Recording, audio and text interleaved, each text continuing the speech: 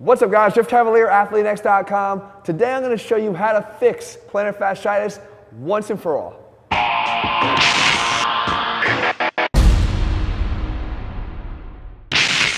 Alright guys, so if you have plantar fasciitis, you know it. It's one of those ailments that you instantly know you've got because you got that defined heel pain, that almost that sharp knife-like pain in your heel, especially when you get up in the morning, you take that first step, and it feels like someone's ripping your underfoot apart. And that is essentially kind of what's happening there because the plantar fascia, which we're going to show with this little piece of band here, is absorbing stresses that it never has to in the first place. And the problem is that all of our focus and attention when we go for treatment is on this plantar fascia. And that's the mistake. Because again, this is not the cause. This is the result of what's happening somewhere else. So when we look at the foot and we look at the plantar fascia, you know what it does is it's supposed to attach back from the heel up towards the toes. And what its main function is actually provide some support for that arch that we have in our foot. A lot of us don't have it. I have none because I have an extremely flat pronated foot. But it's supposed to provide some good support for the arch. But what it's not supposed to do is have to provide support during propulsion and to absorb all the forces of propulsion when we move our body. And that's what we're actually asking it to do by having things wrong with the mechanics of, say, our ankle or our knee or our hip or even our back, our spine. Literally, our mid-back can cause issues down here, and you have to address those. So if we're talking about this, why is it so important? Well, because it comes down, again, to the heel. And you can see here with the heel, there's a couple of states I want you to see, guys. The first thing is we know we have mobility of the heel. This is the calcaneus. And we know that it can move either in, this way, inverted, or it can move out, everted. And when it moves out, that's associated with this ability of the midfoot to adapt to the surface that it's on. This becomes a lot looser. So if I actually take this and I move it out, and you can do this on your own foot, by the way, and you'll feel this. If you move the heel out, you can see that all the joints here in the midfoot are nice and loose and mobile, and I could actually twist and turn. And that's what happens when our foot hits the ground. We go into this pronation, the heel kicks out, we go into this pronation so that we have the ability to adapt to the surface. Even if it was an uneven surface, you want to have the ability to have that mobility to absorb the stresses of that. If your foot was a rigid lever here and it hit the ground every time, there's nowhere for the forces to go except up into the knee, up into the hip, or even up into the low back, which is going to cause problems. You want that mobile adaptation here to absorb those forces. Okay? The next thing it does, though, is if I turn it in and I invert it, well, what's happened here? All that mobility is gone. You can see this is a lot more rigid here than it was before. And that's actually a very important thing and a good thing because what happens when I want to push off my foot when I'm running? I want it to be rigid so I can push off and gain a lever and propulsion force forward. If it was trying to push off of a loose foot, you can see that would be unstable and it's not really productive in terms of propelling me any distance with any force. So there's the problem. The problem is what happens is when we get into a position where we need to propel, that foot is in an unstable, loose state. That heel is everted instead of inverted. So how do we fix that? What's the cause? Well, there's a lot of causes. Let me show you. So we come back up. Again, people spend all their life rolling it out with a tennis ball, getting ultrasound on the bottom there, doing all things to try to loosen that up when that is not the problem, guys. That is not the problem. You're going to get temporary relief of a symptom, but you're not going to get at the cause. All right, so throw that away. So what we do is if I'm in, let's talk about walking or running. As I start to walk, again, when my foot hits the ground here, I need the ability to adapt to that surface. That's just going to allow the absorption of forces so I don't get too much going up into my knee or hip or low back. And then as I start to go through and walk through, I need this to at some point lock up. We need that heel to kick in so that I get that ability of that foot to be a rigid lever so I can actually propel off and then step through and go again. Well, I can tell you this.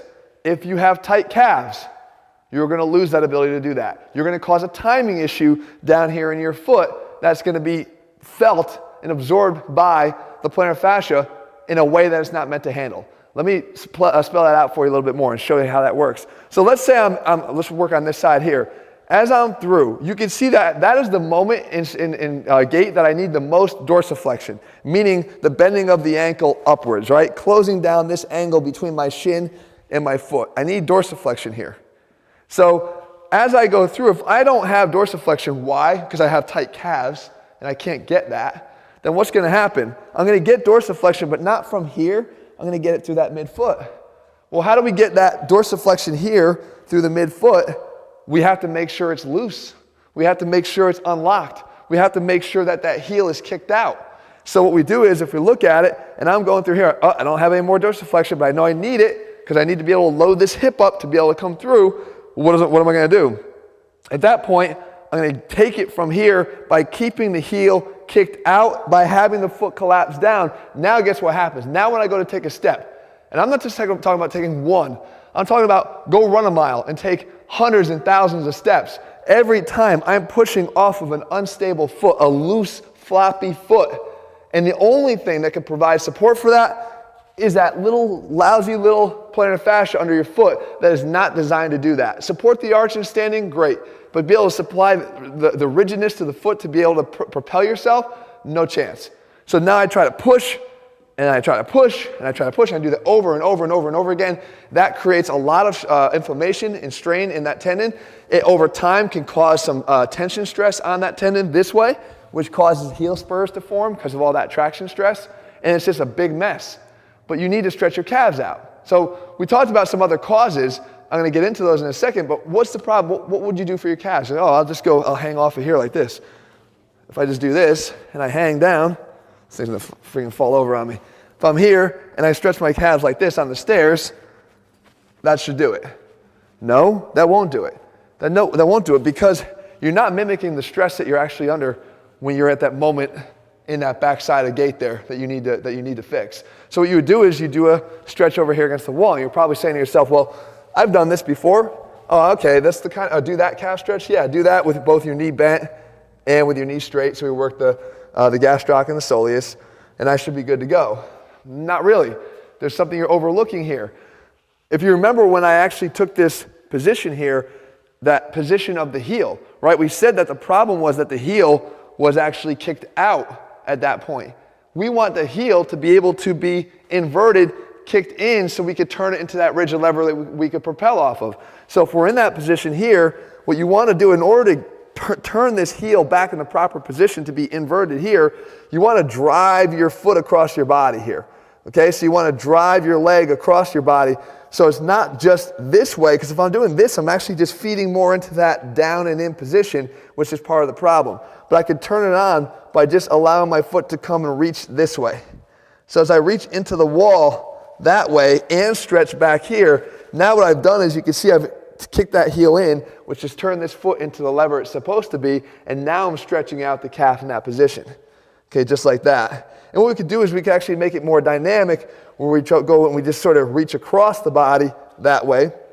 But as I reach in, I'm actually still pushing down, making sure this heel is in contact with the ground to stretch that calf out. And if I wanted to turn in all three dimensions, I could just try to rotate back towards you guys there, and you can see that just by rotating how the heel has to kick in, and I maintain that stretch. You walk away from that stretch, and now you're like, wow, that feels a lot looser. Now if I'm in this position here, my heel's better able to absorb those stresses and turn into that rigid lever without it having to be thrown onto that plantar fascia, which is the problem. Now, how could other things be causing it, and what could you do? Outside of doing that stretch, which, by the way, a quick way for you to tell, if you have pain, let's say in my left foot, and you go to test your calf flexibility, if you notice that you have tight calves, then that is almost always the cause of the problem that you're dealing with. So you would stretch the calves, like I said, and you do this religiously every single day. Okay, just go through it for about 3 to 5 minutes every day, sometimes multiple times a day. And over the course of a few weeks, by taking the stress off of that plantar fascia, that inflammation will go down and your problem will be solved once and for all, okay? But let's say you test your calf on that side and it's loose. You don't have any tightness in your calf, but you still have pain there. Well, then you gotta look at the other side, because problems on the other side can cause loading issues on that side. So let me give you an example. We talk about many times here, guys, before the importance of having glute medius strength and how weak glute medius look, squatting alone is not going to do it, guys. Deadlifting alone is not going to do it. You need to strengthen those muscles independently. If I have a weak glute medius that does this, right? We know that it's that Trendelenburg gait that Jesse demonstrated so well back in that anterior pelvic tilt video. If this drops, because this is loose here, what's it done to this foot? You can see what happened again. If I put my weight this way, because I have a weak glute medius on this side, you can see it's collapsed this foot. It's kicked the heel out on this side. It's made the arch fall here. It's created that loose midfoot. So now if I'm trying to run and I've got a weak glute medius on the opposite side, you can see how all those things are going to happen again. I'm going to have that midfoot trying to propel an unstable foot, and we're going to have a lot of issues. So you'd want to strengthen this opposite side glute medius. And I've done a whole video on that, on how to do that. I'll actually link those at the end of this video. But you would do something like, if I was trying to strengthen this glute medius, I'd stand up here against a wall, I'd let it drop out to the side, and then I just lift it up and squeeze in, okay? So drive this hip towards the wall. This is just going along for the ride. Drive it in, squeeze. Drive it in, squeeze. And you can feel it right here in that glute medius doing all the work. You could do that. You could even weight it by using a resistance band as well. Now, one last thing. I talked about all the way into the low back, or the mid back. How the hell could that have any impact on what's going on? Well, when you walk, you're supposed to be able to rotate, right? You don't see it as much, but we do obviously as we step, we rotate with every step we take. So let's say I'm able to rotate this way, right? I'm going to over rotate this way. What happens as I rotate this way? You can see that this foot comes down. It goes from here and down, right? So that means if I can rotate in this direction, this is going to come down.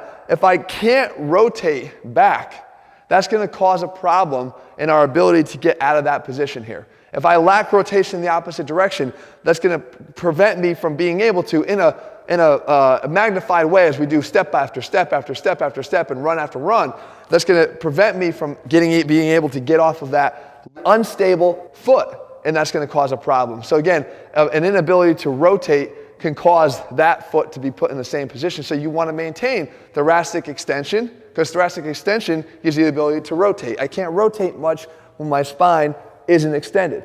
If I can get full thoracic extension, again, watch the video that we did on the posture fixes on how to do that. It's critical. You need to maintain thoracic extension. But if I could get there and then I could do rotation as well, and we could work on that with the drill I'm actually showing you right here, which I've shown you many, many times before. Those will now allow you to maintain good mobility through your spine so it doesn't download towards your ankle and into your plantar fascia, once again causing all these issues. So the highlight here, guys, is you've got some things to work on. The first thing you need to do is figure out what is essentially causing your pain. Run through some tests to see your stiffness and your flexibility on those ankles, assess your glute strength, see if that could be an issue. And once you've identified it, guys, it's going to all make sense.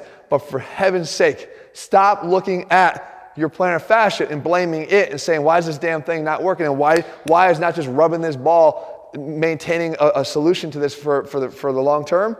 Because that's not the problem. That's never the way to solve it, guys. You got to look above at the other joints to see what's going on, because we are one big kinetic chain.